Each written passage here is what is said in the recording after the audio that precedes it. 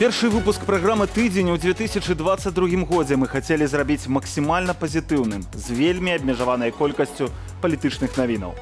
Але беларуская рэчаіснасць уносіць свае карэктывы, а таму, на вялікі жаль, пачынаем з вельмі сумнай інфармацыі. Выглядае на тое, што на сумленні беларускіх сілавікоў чарговая смерць.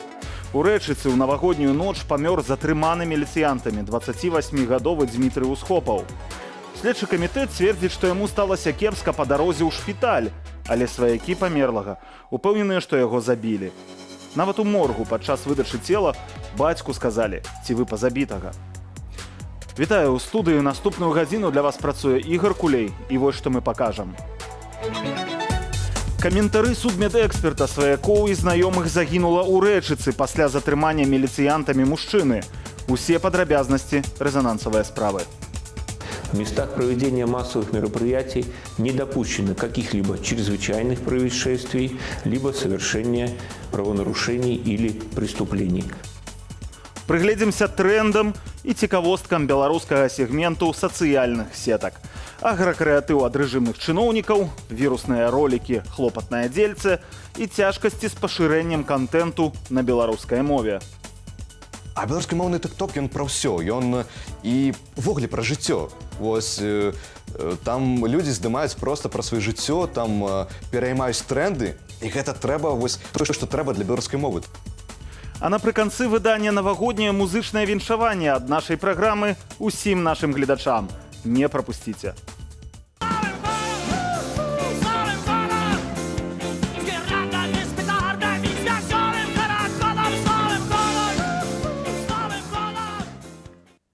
А пачынаем з самай рэзанансавай навіны дня. Беларуская прапаганда ўжо лепіць з яго алкаголіка і наркамана. Маўляў, піў, а да таго ж пры ім знайшлі сінтэтычнае рэчыва – мефедрон.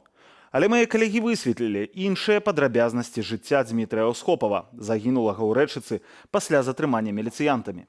З іх мы бачым зусім іншы партрэт чалавека. Займаўся спортам, любіў футбол, вучыўся ў школе алімпійскага рэзерву ў сталіцы, гуляў за юнацкую зборную «Дынама Менск», адслужыў у войску, з 2016 года працаваў у рэчыцкім філіяле «Гомель-Аблгаза».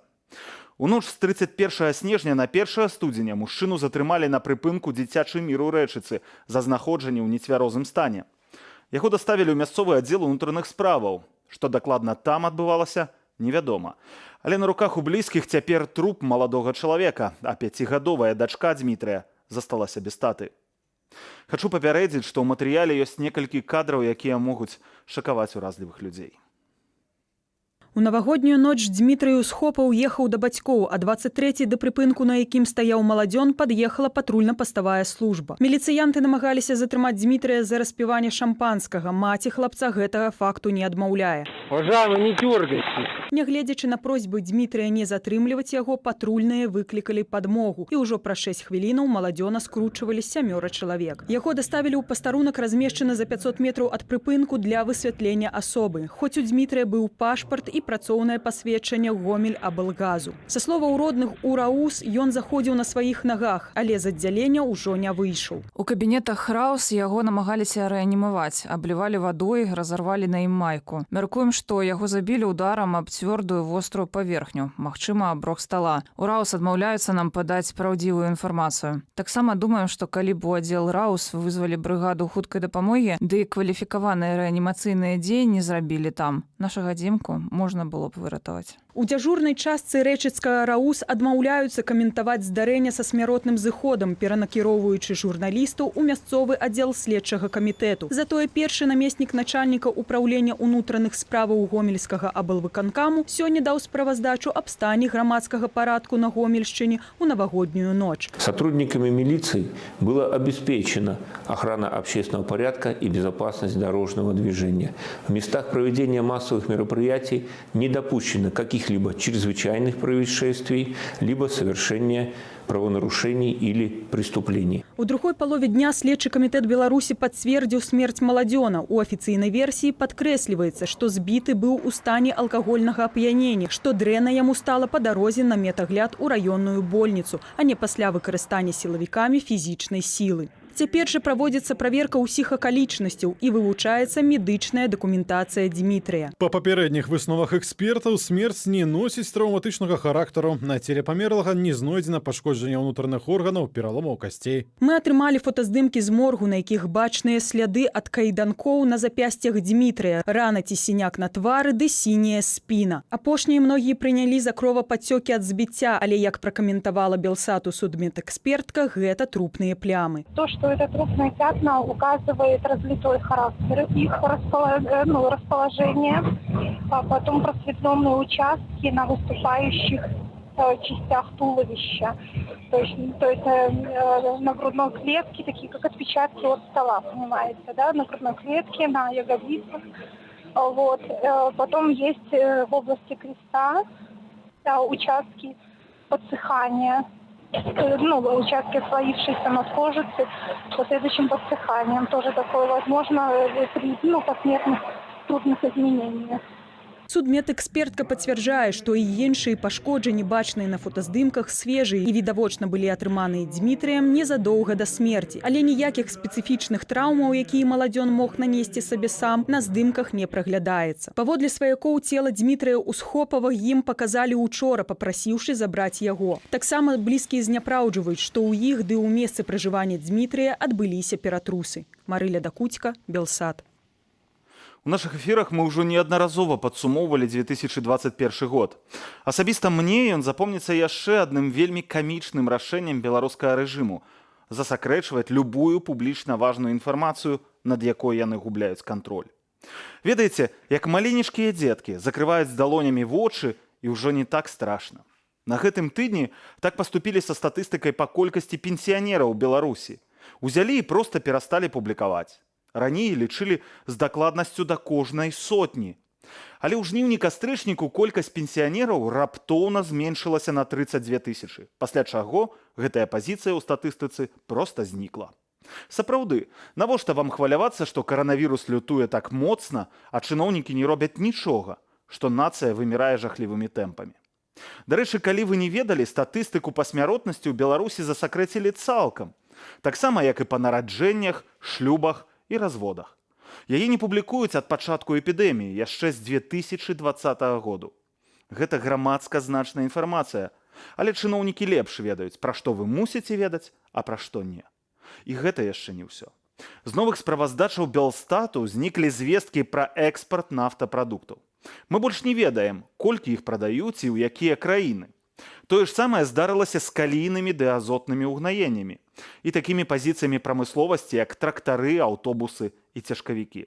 Усё, што прыносіць найбольшыя прыбыткі рэжыму.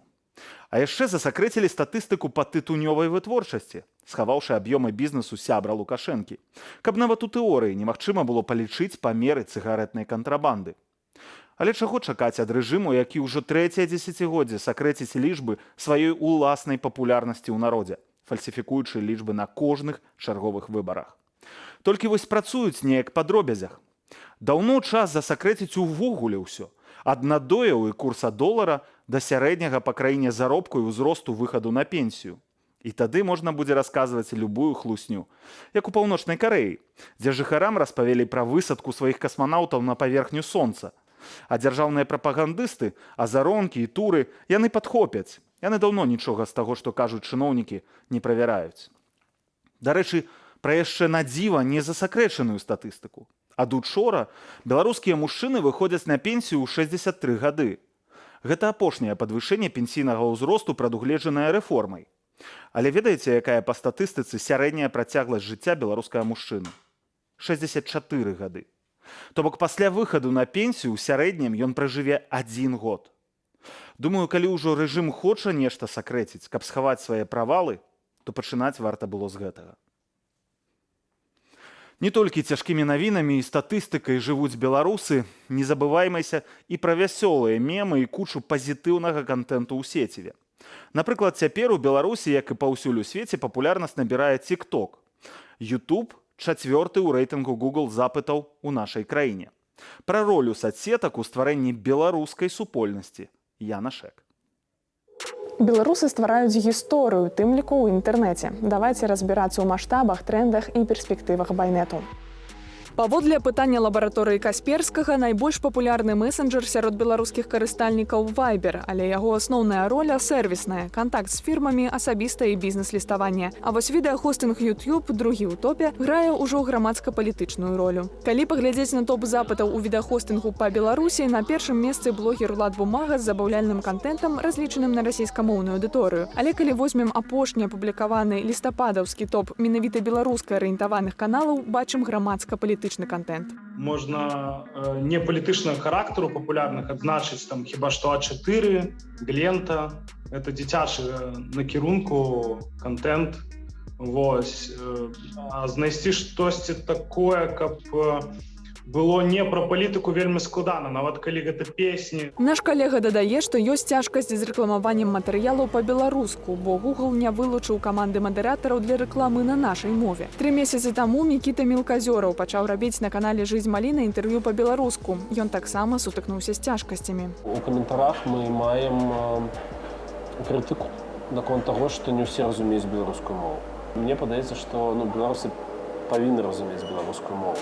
У нас амаль што 86% беларускай аўдыторыі, то бок я не лічу, што гэта праблема. Але па праглядам я гляджу, што прасоўваць і распаўсюджваць беларускамоўны контент даволі складана. Яшчэ адна праблема, што тармозіць развіццё беларускага ютубу, вымушаны выезд большасці блогераў за мяжу, дзе здымаць пра Беларусь цяжэй і праз лакацыю, і фінансава. Мікіта распавёў нам, што цяпер больш грошай і сілаў выдаткоўваецца на лагістыку. Героі раскіданыя па розных краінах. Мы ніколі не параўнаемся з Россией, потому что там 140 миллионов аудитория, а у нас аудитория выключно белорусская это 10 миллионов. Мы не параўнаемся з Украінай, потому что так само вельмі вялікая аудитория. Але мы робімся все больше, больше. Асноўная выснова моя, калі б мы жили у нормальной краіне, хуткасць гэтых працэсаў была значна вышэйшая. Без Ютубу Байнет не пабачыў бы сваіх герояў. Напрыклад, працаўніка заводу «Інтэграл» Сергея Миронова, якога затрымалі на 15 сотняў. Пасля ГУ Менгарвыканкаму відэа выдаліла. Не, я вообще не хотел бастовать, это хлопотное дельце. Надо поддержать своих, поэтому я бы стал бастовать, если бы они тоже бастовали. У першы ж дзень пасля публікацыі ў тэлеграме прыхільнікі стварылі стыкер-пак з цытатамі затрыманага. Увогуле, кожны 5-й карыстальнік так званай цялегі беларус. Пераважна тут мы чэрпаем інфармацыю. Топ-5 каналаў паводле падпісчыкаў складаецца з інфармацыйных. У Телеграм люди пераважна созваниваются и пераважна читают новины. Збольшага захаваецца на тым же самым узроўні, бо выбрана такая аўдыторыя, якой ён карысны, ён выконвае тую функцію, якая гэтай аўдыторыі трэба. Паколькі тут фактычна адсутнічае сервісная функцыя, якая ёсць у Вайберы, то хутчэй за ўсё большага пашырэння тэлеграму я не бачу.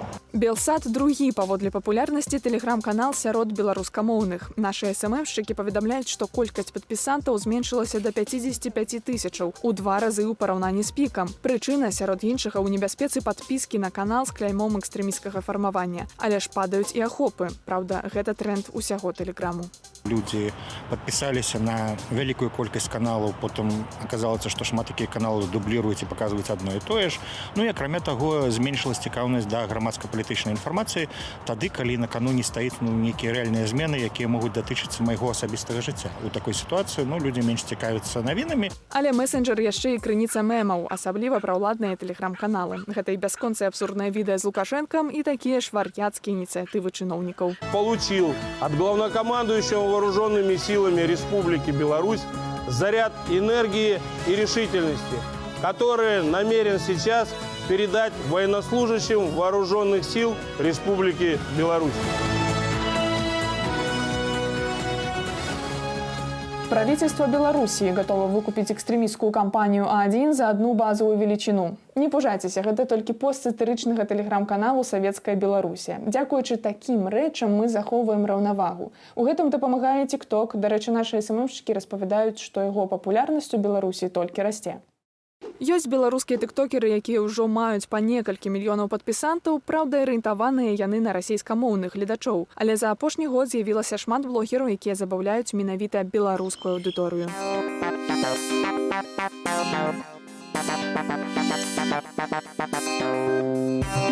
Все же Беларусь – это Краіна вялікіх талентаў. Усе гэтыя тыктокі беларускамоўныя, а іх стваральнікі маюць ад некалькіх тысяч да некалькіх дзясяткаў тысяч падпісантаў. Напрыклад, Усяслаў Пашкевіч, тыктокер-ютубер, мае больш за 10 тысяч.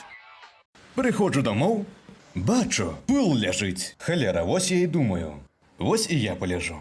TikTok, напрыклад, ён, нягледзячы на якой мове ты робіш, яму самае галоўнае гэта два параметры. Колькі людзей у першую хвіліну паглядзела відэа і колькі людзей зрабіла рэпост. І гэта тое, што адрознівае, напрыклад, ад YouTube, які ўвогуле беларускую мову не бачыць, то бок ён ігнаруе. TikTok у першую чаргу грае забаўляльную ролю, але Усяслаў знайшоў ім яшчэ адну місію. А беларускамоўны TikTok, ён пра ўсё, ён і ўвогуле пра жыццё. Вось там людзі здымаюць проста пра сваё жыццё, там пераймаюць тренды, і гэта трэба вось тое, што трэба для беларускай мовы, таму што ёсць вялікая памылка вось некаторых людзей, тое, што яны спрабуюць стварыць з беларускай мовы нейкі такі музейны экспанат, які стаіць проста там на тумбацы і, не дай Божа, там пылінку здзьмуць з яго, вось адразу нібыта псуецца. Не, беларуская мова мае быць жывой. Яшчэ адно дасягненне беларусаў у TikTok – дзве вірусныя песні, на якія блогеры з розных краінаў знялі некалькі сотняў тысяч відэа. Гэта «Аўгуст» гурта Intelligence і «Судно» ў выкананні «Молчат дома».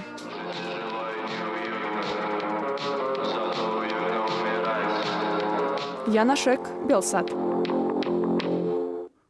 2022 год Лукашенко акрэсціў годам гістарычнай памяці. Як бы там ні было, але адная падзея, калі яна ўсё ж такі адбудзецца, паўплывае як на звычайнае жыццё людзей, гэтак і на лёс цэлай краіны.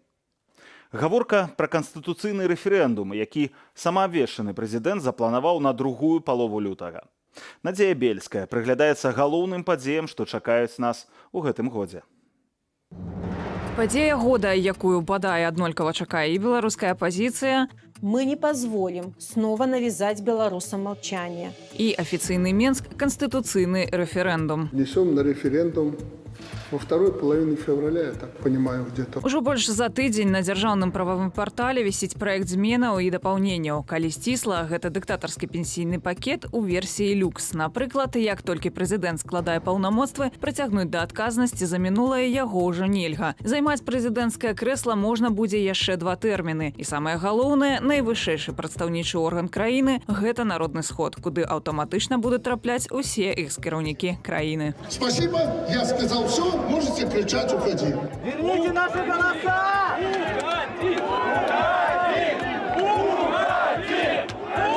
Падобным пахваліцца можа толькі казахскі калега Лукашэнкі. Пасля 29 гадоў кіравання цяпер ужо экс-прэзідэнт Нурсултан Назарбаев сышоў так, каб застацца на зайздрасць іншым аматарам аўтарытарызму. Узяў і ўзначаліў Канстытуцыйную раду краіны. А гэта, па сутнасці, тыя ж самыя паўнамоцтвы. Фармальна такі манеўр завецца транзітам улады. Ці гэтага ж варта чакаць пасля лютаўскага рэферэндуму? Я б сказаў, што рэферэндум гэта, прынамсі, спроба прапісаць схемы транзіту. Стварыць правовыя умовы і інстытуцыянальную нейкую аснову для такого транзіта. Таму што відавочна, што ўсе змены, яны заточены пад аднаго чалавека. У той жа час дэмакратычныя сілы спадзяюцца, нягледзячы на рэпрэсіі, змабілізаваць сваіх прыхільнікаў. План просты – прыходзіць на ўчасткі і рабіць бюлетэні несапраўднымі. Стратэгія, якую абралі дэмакратычныя сілы, яна выглядае, напэўна, найбольш мэтазгоднай і найбольш такой, скажем, прадуманай у гэтай сітуацыі. Таму што ісці і рабіць бюлетэні несапраўднымі, гэта значыць дакладна выражаць сваю грамадзянскую пазіцыю і сваю фактычную незгоду з гэтым рэферэндумам у прынцыпе. Магчыма, для таго, каб элегантнасці рэферэндуму нічога не замінала, на той жа люты запланаваныя супольныя з Расіяй вайсковыя вучэнні каля украінскай мяжы. Мы продолжили создание центров по обучению наших ребят, прежде всего, новым образцам военной техники, которую мы в России закупаем. Таксама сёлета мае паскорыцца, прынамсі так абяцаюць у Менску, інтэграцыя з Расіяй. Маўляў, ужо ў студзені ў краіну будзе адзіны рынак сельскай гаспадаркі ды сыравіны. Перадусім гаворка пра нафту, адзінае заканадаўства, аб падатках і мытні, адзіная эканамічная прастора. Усё гэта рэха падпісаных 4 лістапада праз скайп дакументаў. Ці зрэалізуюць штосьці з гэтага, пытанне адкрытыя. За ўвесь час інтэграцыйныя эпапеі краіны не могуць нават роумінг міжсобку адмяніць. Я думаю, што трэба ўсім рыхтавацца хутчэй да такой паўзучай інтэграцыі, калі у асобных сектарах, асобных напрамках эта залежнасць ад Расіі будзе павялічвацца. Ці не галоўнае пытанне для Лукашэнкі сёлета крэдыт на 3,5 мільярды долараў. Калі грошы прыйдуць, то і санкцыйныя страты будуць не такімі адчувальнымі, і за старыя пазыкі можна будзе заплаціць. Можно так дожить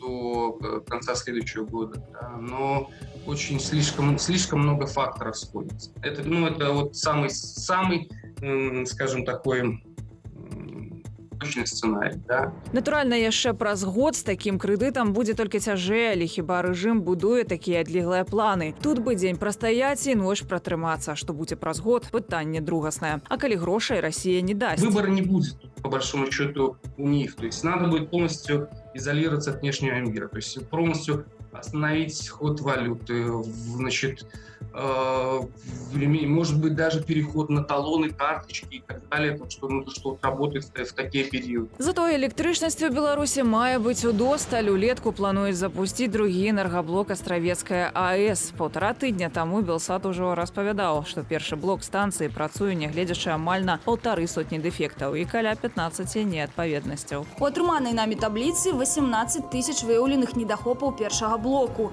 Па стане на кастрычнік 2021 года 5 тысяч з іх не былі ліквідаваныя. Што вядома, і без усялякіх датаў працягнуцца рэпрэсіі не толькі супраць грамадзянаў. У красавіку камітэт дзяржкантролю прыйдзе з праверкаю да правайдера А1. Милиция, открывай быстрее! Иначе дверь сломаем, откройте дверь. Апошнімі тыднямі шэраг прапагандыстаў адкрыта вінаваціў кампанію ў распаўсюдзе асабістых звестак сілавікоў. Тым часам заканчваецца першы вікенд 2022-га, а неанансаваных падаткавых зменаў ні нават сёлетняга бюджэту дагэтуль не апублікавалі. Відаць, адклалі на пасля святаў. Надзея Бельская, Белсат. Першы выпуск глобальнага пытання ў 2022 годзе нагадае вам усе самыя цікавыя рэзанансавыя моманты з году папярэдняга. Яраслаў Сцешак з падсумаваннем вашай увазе. Санкцыі патрэбныя, каб прымусіць рэжым спыніць рэпрэсіі, вызваліць палітвязняў. Кто всерьез переговаривается с террористами? Десь у палове лета трэба чакаць трыбунал. З Новым годам, спадарства! З вами Яраслаў Сцешак. Аўтарская праграма «Глобальнае пытанне» упершыню выйшла ў эфір на пачатку ліпеня. І за 25 выданняў мы паглядзелі іншымі вачыма на гэты свет і на месца Беларусі ў міжнародных падзеях. Але за паўгода вакол нас адбыліся сапраўды тэктанічныя змены. Таму давайце прыгадаем, як было і як стала.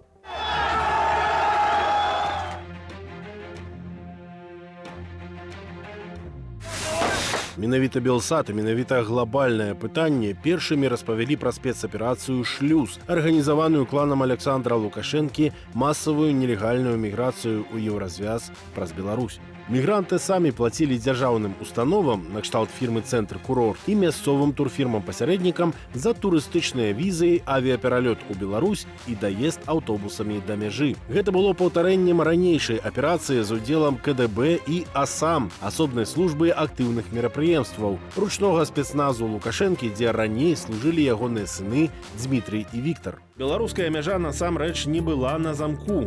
КДБ регулярно проводил секретную операцию «Шлюз», распавядае Александр Азаров. Такие операции проводились, чтобы заработать деньги. Там, когда в АСАМе, в Государственном пограничном комитете начальником был Терцель, брат председателя КГБ теперешнего, Эта операция широко проводилась. Сотрудники ОСАМа, они провозили нелегалов из России и переправляли через границу, потому что они владеют обстановкой на границе, всеми схемами передвижения пограничных нарядов, и брали за это деньги, которые оседали, видимо, где-то во власти. У ліпені пад гібридную атаку трапіла Літва. Тады нелегалаў было адносна няшмат, і нашыя суседзі з еўразвязу яшчэ не разварочвалі іх на мяжы. У выніку не ставала памежнікаў, службоўцаў, інфраструктуры, каб ахапіць плынь нелегальнай міграцыі. Это было большое напряжение, по крайней мере, для Литвы, для миграционной системы. То есть мы никогда в истории Литвы не сталкивались с такими цифрами, там тысячи людей. Дакладна вядома, што для штурму суседскіх межаў рэжым Лукашэнкі прывёз у Беларусь больш за 10 тысячаў мігрантаў, перадусім курдаў з Іраку, але не дапамаглі нават узброеныя правакацыі беларускіх памежнікаў і спецназу. Еўрапейскія суседзі збудавалі агароджы і перасталі пускаць мігрантаў у абыход пунктаў пропуску. Курдаў давялося цэнтралізавана весці дадому, а за Лукашэнкам на найвышэйшым узроўні замацаваўся імідж важака банды, што гандлюе людзьмі. Мы захраслі на мяжы на некалькі дзён. Беларускія памежнікі забралі нашыя мабільныя тэлефоны і грошы. Яны запужвалі нас, страляючы ў паветра, і спускалі на нас сабакаў. Это вопрос региональной безопасности, включая стран там, Ближнего Востока. И, то есть Лукашенко и весь режим выглядит как такой, который надо обсуждать на уровне ООН. Літву, а потым Латвію і Польшчу падтрымалі саюзнікі з еўразвязу, дапамаглі грашыма, войскамі, мабільнымі домікамі для мігрантаў, часовай агароджай мяжы. Цяпер нашыя суседзі інтэнсіўна будуюць сталы памежны плот з сістэмамі відэаназірання і сейсмічнымі датчыкамі, ды трымаюць войскі гатовымі адбіваць узброеныя напады беларускіх сілавікоў. Этот кризис, он был такой отвлекающим маневром от того, что происходит внутри Беларуси насчет преступлений против белорусов.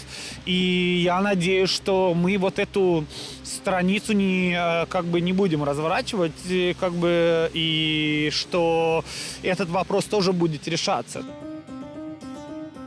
Еўразвяз не паддаўся на шантаж міграцыяй і не зняў санкцыяў, а наадварот, за кантрабанду людзей улупіў пятым пакетам. Памежныя службы, падначаленыя Уладзіміра Макея, суддзі, турфірмы і гатэлі клану Лукашэнкі, горадня Азот і Беларусьнафта, усе яны пацярпелі за амбіцыі нагнуць Еўропу. Дзяржаўная кампанія «Белавія» мусіла нават вяртаць пазычаныя самалёты. Ці можам мы сказаць, што нарэшце краіны Еўразвязу, Злучаныя Штаты Канады увялі эфектыўныя санкцыі, ці бачым мы эфект ад гэтых санкцыяў на свае вочы? Так, нарэшце ў 2021 годзе склаўся, па-першае, кансэнсус, што санкцыі патрэбныя, каб прымусіць рэжым спыніць рэпрэсіі, вызваліць палітвязняў, пайсці на нацыянальны дыялог. Парадка 40 краінаў яны увялі санкцыі супраць Беларусі, у тым ліку кропкавыя альбо сектаральныя эканамічныя санкцыі. Ёсць каардынацыя. Па-другое, нарэшце гэтыя санкцыі тычацца істотных для беларускай эканомікі прадпрыемстваў альбо сектараў эканомікі. Яны не сімвалічны ўжо, яны сапраўды ўдараюць у тыя месцы, якія балючыя для беларускага рэжыму. Пакрысе закрываюцца і дзюркі ў санкцыйным плоце. Пад абмежаванні трапіла і беларуская калійная кампанія, праз якую спрабавалі прадаваць угнаенні, і гандаль сырою нафтай праз Беларусьнафту. Працэс ідзе.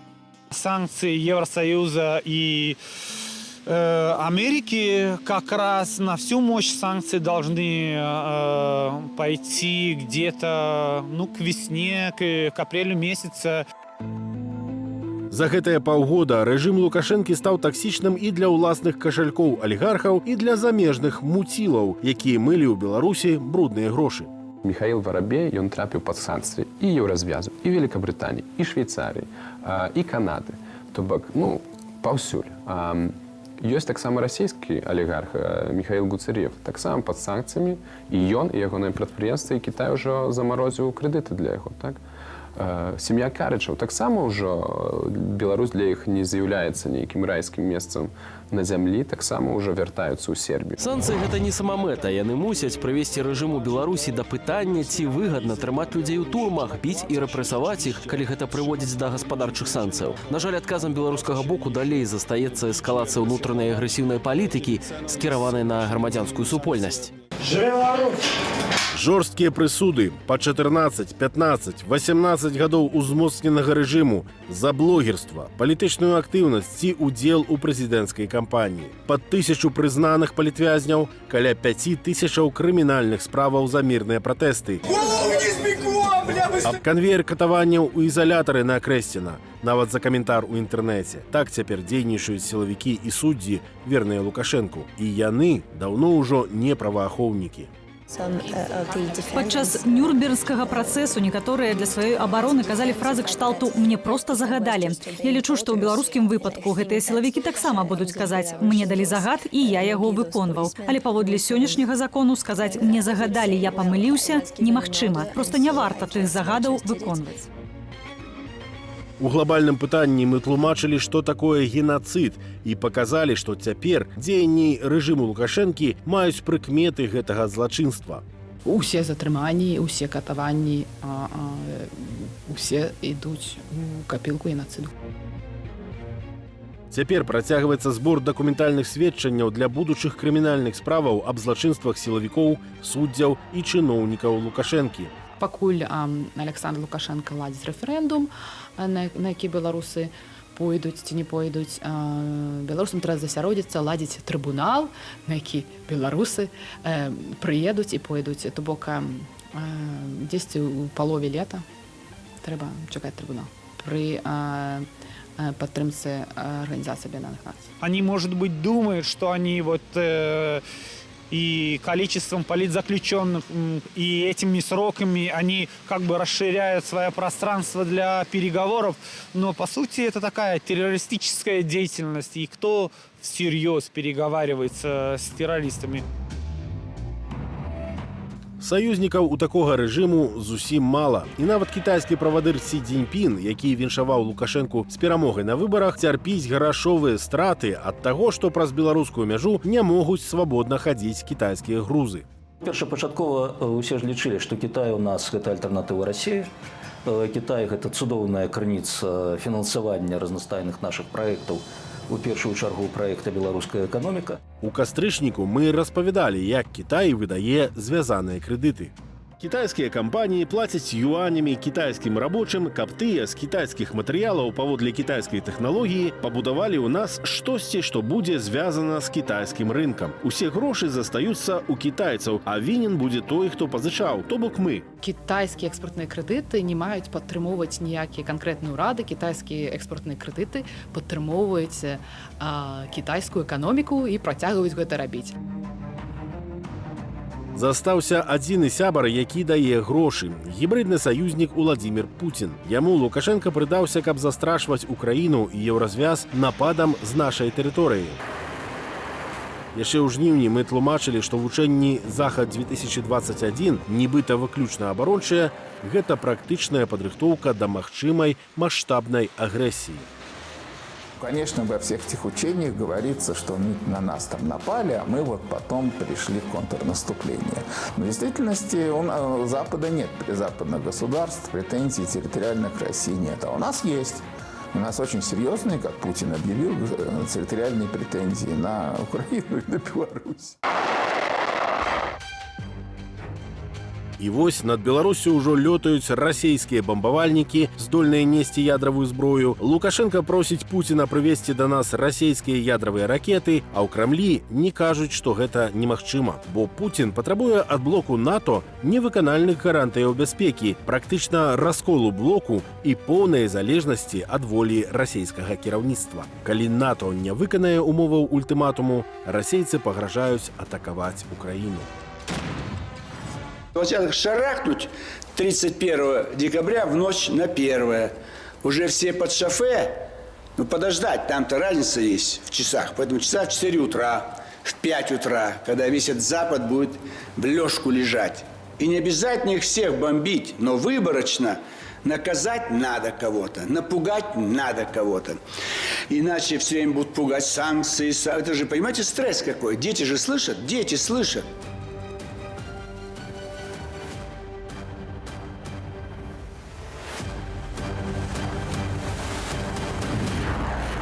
Беларусь – гэта не клочок земли, и наша хата не с краю. Беларусь – гэта еўрапейская дзяржава, якая грае важную роль практычна ва ўсіх глобальных працэсах. А ўсё, што адбываецца ў свеце, адбіваецца на нас. Таму, спадарства, давайце не спаць у шапку, а дзейнічаць. Вяртаем сваю свабоду, каб самім вызначаць свой лёс. З вами быў Ярослаў Сцешык. Да сустрэчы ў наступным глобальным пытанні. На Новы год шмат хто падводзіць вынікі, і нашая каманда не хоча быць у гэтым сэнсе выключэннем. А таму дазвольце прысвяціць 1 хвіліну самарэкламе. Хачу вам распавесці некалькі словаў пра нашу праграму «Тыдзень». Яна яшчэ зусім маладая, нам няма і году. Першы выпуск выйшаў летась 7 сакавіка. І гэта быў першы эфір з нашай новай студыі Белсату. За 3 першыя месяцы, пакуль мы не сышлі на летнія канікулы, «Тыдзень» стаўся самай аглядальнай праграмай Белсата на Ютубе. Агулам толькі на гэтай платформе за няпоўны год мы сабралі каля 4,5 мільёнаў праглядаў. Абсалютная большасць з вас глядзіць «Тыдзень» з Беларусі, але таксама з Расіі, Польшчы, ЗША, Украіны, Нямецчыны і яшчэ шмат якіх краінаў. З першага дня існавання праекту мы знаходзілі для вас самыя гарачыя тэмы і самых цікавых суразмоўцаў. 2 працяглыя інтэрв'ю Святланы Ціханаўскай, першае інтэрв'ю для беларускага СМІ амбасадаркі Злучаных Штатаў Джулі Фішер, вялікая размова з намесніцай дзяржсакратара ЗША Узрайзеяй, першага прэзідэнта Украіны Леаніда Краўчука. 23 траўня, у дзень пасадкі самалёту з Раманам Пратасевічам, таксама была нядзеля. І за некалькі гадзінаў мы перарабілі ўжо гатовае выданне і першымі выйшлі ў эфір, каб распавесці вам усе падрабязнасці гэтай справы. Самым свежым нашым поспехам лічу запрашэнне майго калегі і сувядоўцы праграмы «Тыдзень» Сергея Пацасонага на запіс навагодняга звароту Святланы Ціханаўскай. Вы маглі яго пабачыць падчас прамовы ад імя журналістаў. І вось, першы раз у гісторыі нашай праграмы абодва вядучыя «Тыдня» ў адной студыі. Сергей, добрый вечар, прывітанне. Вітаю, Ігар, і вітаю спадарства. Сапраўды, вельмі і вельмі нетыпова быць разам у гэтай студыі. Дакладна. Сергей, глядзі, я крышачку тут пахваліўся за нас, за абодвух, але ты працуеш на Белсаце вось з першага дня. Можа, таксама хочаш вось чымсьці пахваліцца. Мы расцем, ты адчуваеш вось гэты момант, ідзем у нагу з часам. Белсат паспявае за трендамі? Белсат за гэтыя 14 гадоў, ужо 15 год мы працуем, сапраўды спадарства, я тут ад самага пачатку. Мы сталіся ўжо тым тэлебачаннем, якое такое ж самае, як іншыя тэлебачанні ў свеце. Бо калі мы пачыналі, гэта быў сціплы выпуск навінаў, толькі 3 хвілінаў на дзень. Часам мы нават не паспявалі яго змонтаваць, 3 хвіліны, зараз гадзіна гэтае выданне. Не было досведу такога. Але нават гэтыя 2 апошнія гады нашай працы такія інтэнсіўныя, што яны як за 10 гадоў пралятаюць. Бо не было ніколі такой колькасці выездаў, такой колькасці спецэфіраў, такой колькасці вельмі сур'ёзных інтэрв'ю. Гэта ўсё, канешне ж, вымагае вельмі сур'ёзнай працы. Ну вось цяпер было 2 хвіліны замест адной, як я абяцаў, самарэкламы, але добра. Сергей, ты быў на гэтым запісе звароту Святланы Ціханаўскай.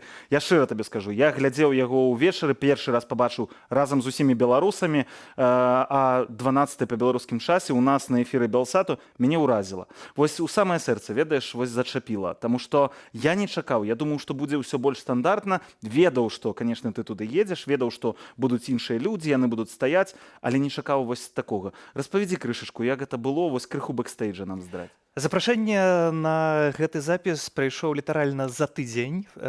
Яны самі ў штабе вырашалі, каго яны будуць запрашаць. Запрашэнне прыйшло мне персанальна ад Святланы Ціханаўскай. Відавочна, мы вельмі шмат часу разам працавалі цягам гэтага году і ў Злучаных Штатах, і ў замежных паездках самых разнастайных. Штаб так вырашыў. Я не ведаў, гэта было для мяне абсалютным сюрпрызам. І мы ехалі не ведаючы до конца, што мы будзем здымаць. Але нам дазволілі вельмі шмат, і ў выніку тое, што мы пабачылі як эфект, гэта, канешне ж, уражвае. Магу толькі сказаць адзін момант, што ногі ў мяне не мерзлі хіба са студэнцкіх часоў так моцна, як у Вільні на гэтых здымках. Ну, вам надвор'е, канешне, прыпала. Што зараз пабачаць нашы гледачы? Спадарства, нягледзячы на гэты люты мароз, на якім здымкі працягваліся 8 гадзінаў, лічыцца, канешне ж, толькі вынік. А навагодні зварот Святланы Ціханаўскай атрымаўся цёплы і натхняльнае. Самае ж галоўнае, што ўсе сталі поруч і разам. Гэта быў рэдкі дзень, калі розныя прадстаўнікі дэмакратычнай супольнасці з'ехаліся ў Вільню, і толькі нашым камерам офіс Святланы Ціханаўскай дазволіў здымаць усё. Ну, мы, канешне ж, здымалі, а таксама размаўлялі з прысутнымі. Навагодні зварот паглядзелі на розных рэсурсах каля 1,5 мільёна чалавек. Гэта агромная колькасць, канешне ж, яна будзе павялічвацца. Калі вы яшчэ не паспелі, то абавязкова гэта зрабіце. А як гэта было за кадрам, ужо цяпер.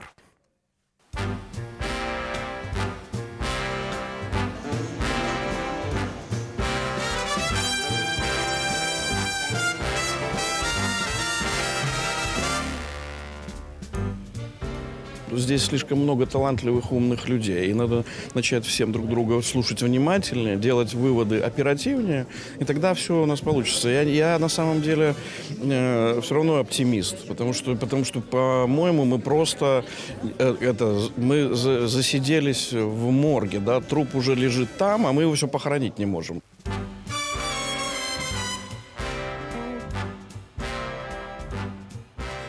Не надо со стиснутыми зубами там, и понимаете, с белыми кулаками, да, встречать Новый год. Иногда нужно и отойти от этого. Да. Это война, и на войне тоже существует какая-то жизнь. И в Новый год действительно нужно набраться сил. Потому что для кого-то это нормальный ритм, но для большинства людей обычных это затянувшееся противостояние, это противоестественно. И надо дать себе немножко отдыха, надо зарядиться. Но внушать буйный оптимизм рановато. Мы ўжо прайшлі вялікі шлях. І самае галоўнае, што змянілася ў нас, гэта тое, што ёсць у нас тут і ў сэрцы, і гэта ў нас ніколі не адняць. Таму беларусы і беларускі, шчыра віншую вас са святамі. Жадаю, канешне ж, па-першае, каб все тыя, хто зараз вымушаны жывуць, як я, таксама ў іншай краіне, вярнуліся дадому, таму што наш дом – гэта Беларусь.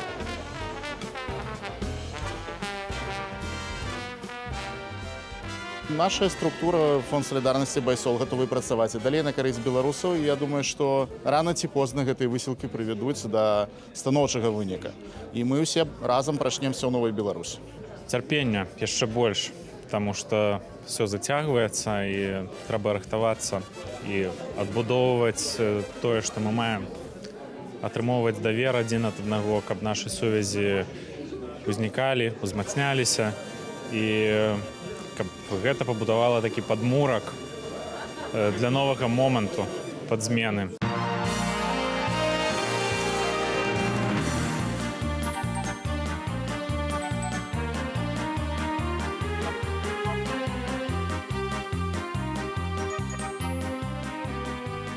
Навагодняя сенсацыя, спадар Матолька у нас з'яўляецца і віншуе беларусаў. Я когда-то на белорусском минском канале «Минск Новости» меня спросили про посадку деревьев. Я сказал такую крамольную фразу где-то в марте, по-моему, 2020 года, что Беларусь спасет только самоорганизация. Так вот, я хочу пожелать нам быть, нам всем, больше самоорганизованными, рассчитывать на себя и делать все то, что мы можем делать здесь и сейчас. Живи Беларусь!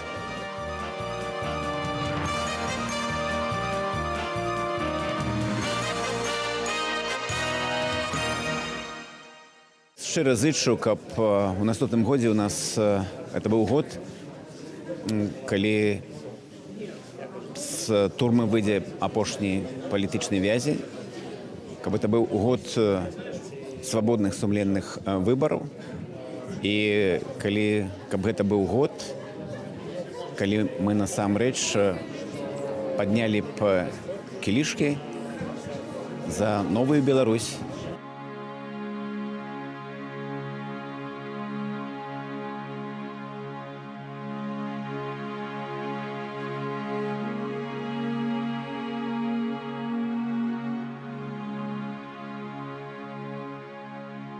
Вельмі важна з пункту гледжання як палітыкаў, як людзей, якія імкнуцца да пераменаў, бачыць, што нашы лідары з намі, што яны застаюцца вернымі свайму слову, застаюцца вернымі таму мандату, які яны атрымалі ад беларусаў.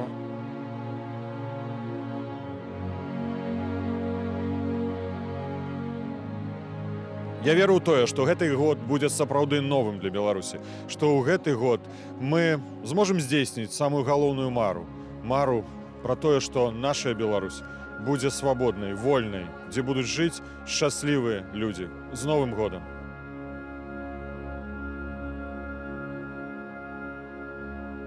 Мирной Беларуси, где мур окресна рухнул, з владарцы створаны музей, і ў краіне больш няма і не можа быць палітвязняў.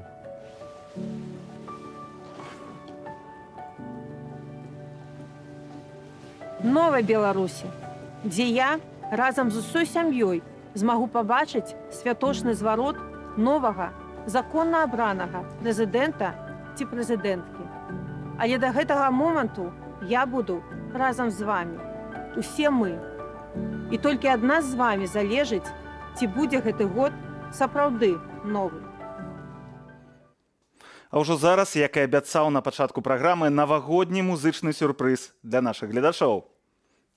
Хоць нікому з вас яго, канешне ж, прадстаўляць не трэба. Легенда беларускай рок-сцэны Лявон Вольскі і гітарыст Павел Трыпуць у нас ужо ў студыі. Вітаю. Добрый вечар. Добрый вечар. Лявон, давайте першае пытанне таксама яшчэ перад тым, як зайграем, каб нашыя гледачы таксама пачулі, якім персанальна для вас стаўся 21 год і чаго чакаеце ад гэтага года, 22-го? Для мяне, на шчасце, і 20 і 21 яны былі, вось калі гаварыць з Новым годам, яны былі насамрэч новыя. Тому што это былі новыя пачуцці, новыя перажыванні. Дагэтуль нічого падобного я не адчуваў і не бачыў у нашай краіне, у Беларусі, у сваім горадзе, у Менску. І для мяне это былі абсалютна ўсё новы і новы народ беларускі. І за гэта я цэню гэтыя гады і спадзяюся, што гэты год, 22-гі, таксама будзе новым. І раю ўсім думаць пра беларускі цуд і не толькі думаць і чакаць яго, а і усімі сродкамі набліжаць яго. Веры ў беларусаў дабавілася ў гэтым адышоўшым годзе?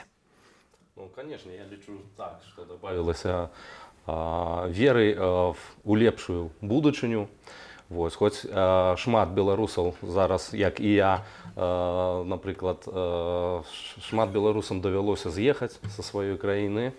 І ў гэтым, прынамсі для мяне, самая такая найвялікшая змена была ў гэтым годзе. Але я спадзяюся, што год, новы год прынясе нам новыя пазітыўныя моманты, і мы вернемся ў нашу краіну і будзем працягваць жыць як трэба. І галоўнае тут тое, што беларусы пабачылі, што насамрэч іх мільёны. Дакладна.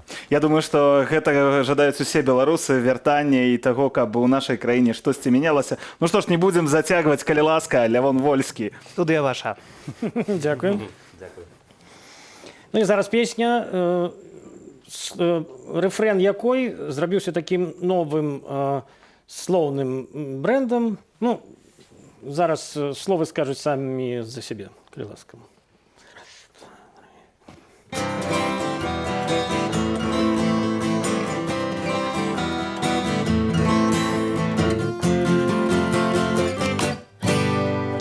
Хіба на вечар той можна забыцца, солнце за бором жартушкой садится, штосьці спявае пяшчотнае бор.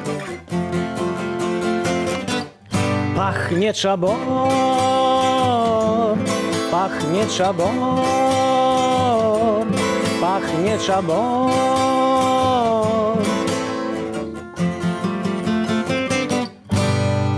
Лёгкие кроки на вузкой стержинцы, дзеўчыну белой искрыстой хусtinцы, быццам обсыпана промнями зор. Пахнет чабор, пахне чабор, пахне чабор.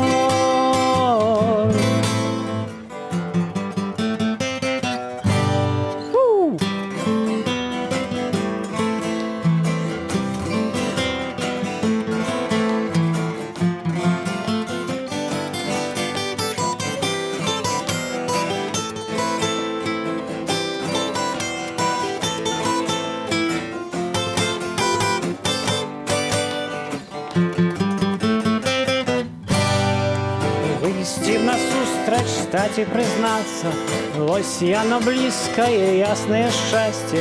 Клікнуць хацелася, голас замёл. Год 11, а можа 12. Сэрца баліць, што не здолеў спаткацца. Сэрца нязменна хвалюе дакор. Пахне чабор, пахне чабор, пахне чабор.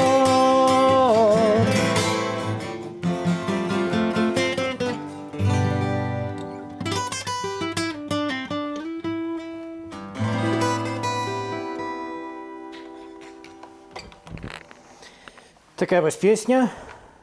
Одну хвилиночку, треба мне тут причепить одну штучку. А цяпер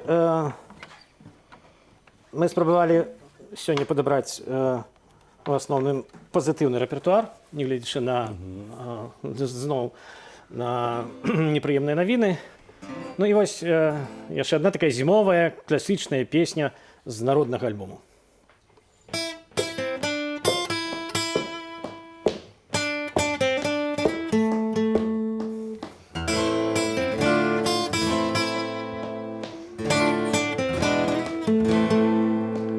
Прыйдзе зіма і снежань, лісце заваліць снегам.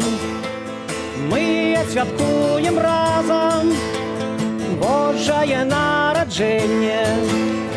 Цёмна-зялёны водар будзе ад ёлкі ў доме. Раніцай прыйдзе студзень і зменіцца нумар году. Холодна зробіцца ў хаце, бо люты пачне лютаваць. Грукацца в окны і дзверы са злосці, што ён кароткі. Снежань, студзень і люты снегам, сцюжай і лёдам будуць псаваць настрой нам і вушы будуць марозіць. А мы павыцягваем з шафы шалікі, шведры, пальчаткі, шкарпеткі, завечае волны, зімовыя палітоны. Мы апранемся цёпла, хай тады нас марозяць. Калі толькі вопратку гэтую моль яшчэ не пажэрла. Калі толькі гэтую вопратку яшчэ не пажэрла моль. Лай-ла-ла-ла-ла-ла, лай-ла-ла-ла-ла-ла, лай-ла-ла-ла-ла-ла, лай-ла-ла-ла-ла. Теперь вы.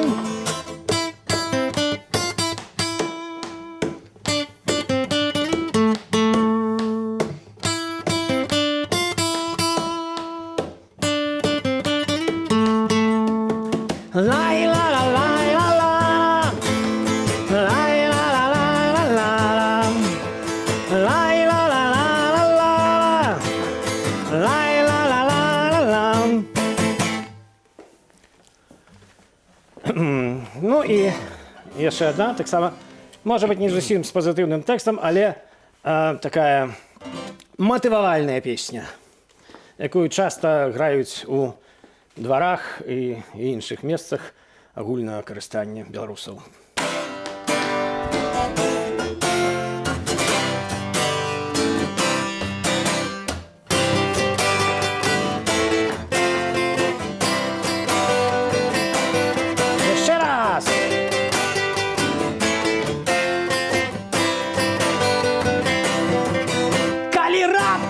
Чуешь коммунальные пахи, житё тебе возьмет петлю. Зразумееш тады, што тры чарапахі па-ранейшаму цягнуць зямлю. Калі выйдзеш у горад ці залезеш у горы і з людзьмі усталюеш контакт, зразумееш тады, што і сёння і учора наша месца на дрогі так. Эй, ла-ла-ла-лай, ты не чакай, чаканне дастала. Эй, ла-ла-ла-лай, ты не чакай, ай, ты не чакай.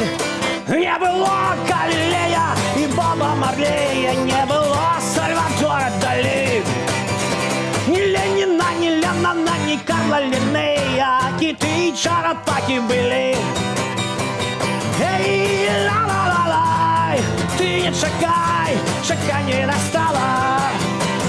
Эй, ла-ла-ла-лай, ты не чакай, Паша!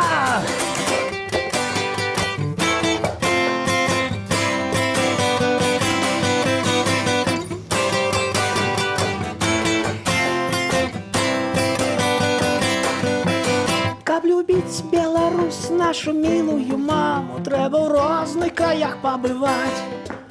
Зразумееш тады, под твоими ногами три слоны нерухомо стоят. Эй, ла-ла-ла-лай, ты не чакай, чаканье достало. Эй, ла-ла-ла-лай, ты не чакай, еще раз. Эй, ла-ла-ла-лай, ты не чакай, чаканье достало. Эй, ла-ла-ла-лай, никто не чакая, и ты не чакай. Разом спеваем! Эй! Ты не чакай, чаканье достало. Спеваем все! Эй, ла-ла-ла-лай, ты не чакай, еще раз! Эй! Ты не чакай, чаканье достало. Эй, ла-ла-ла-лай, никто не чакая, и ты не чакай. Uno, dos, tres, cuatro. Эй, ла-ла-ла-лай, ты не чакай, чаканье достало. Эй, ла-ла-ла-лай, ты не чакай, Пошли раз! Эй, ла-ла-лай, ты не чакай, чаканье достало. Эй, ла-ла-лай, никто не чакая, и ты не чакай, никто не чакая, и ты не чакай, никто не чакая, и ты не чакай! Цяжка было утрымацца, каб не падспяваць адтуль. Вось мы стаялі за гэтымі камерамі, немагчыма было, супер. Мы на гэта разлічвалі, і спадзяемся, з таго боку экрану таксама. Там рэжысёрцы таксама чуваць, што ўсе спявалі. Калегі, сённяшняе наше выданне падыходзіць да завяршэння. Ад усёй каманды праграмы «Тыдзень» жадаем вам шчаслівага Новага году, як мага больш пазітыўных навінаў. А мы будем побач і разам з вами, каб распавядаць пра надзённае, актуальнае і важнае. З Новым годам, беларусы! Не губляем надзеі і трымаемся усе разам да супольнай мары. Ну а мы будем вас чакаць на Белсаце. Ігор Кулей. Сергей Подсасонны. До сустрэчы ў новых эфірах у Новым годзе. Заставайцеся з Белсатам, а зараз яшчэ раз Лявон Вольскі і Павел Трыпуць. Калі ласка, яшчэ адна песня. До сустрэчаў. До сустрэчы.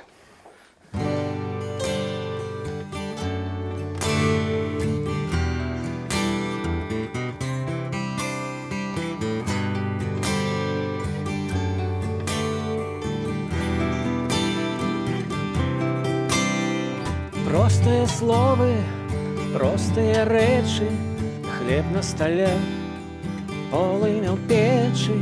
Гэта так проста, гэта так добра, як з галавою залезці пад коўдру.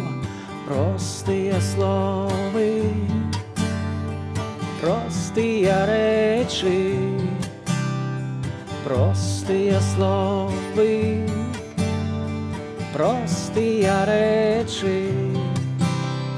Прыцемкам сінім зімовай парою у доме бацькоўскім усё так знаёма.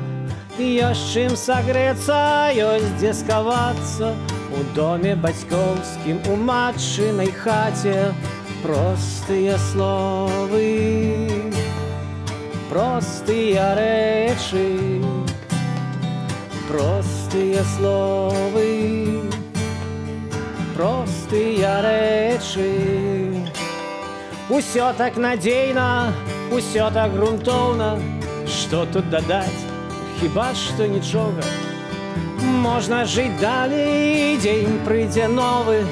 Добранач, паненкі, добранач, панове. Простыя словы, простыя рэчы,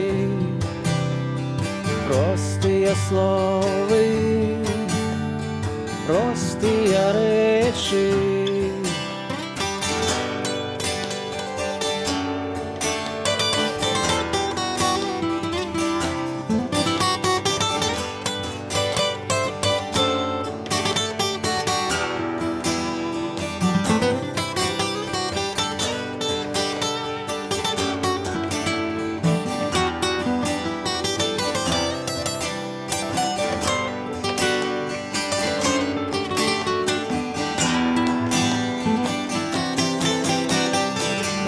Простыя словы, простыя рэчы, простыя словы, простыя рэчы, простыя словы, простыя рэчы, простыя словы.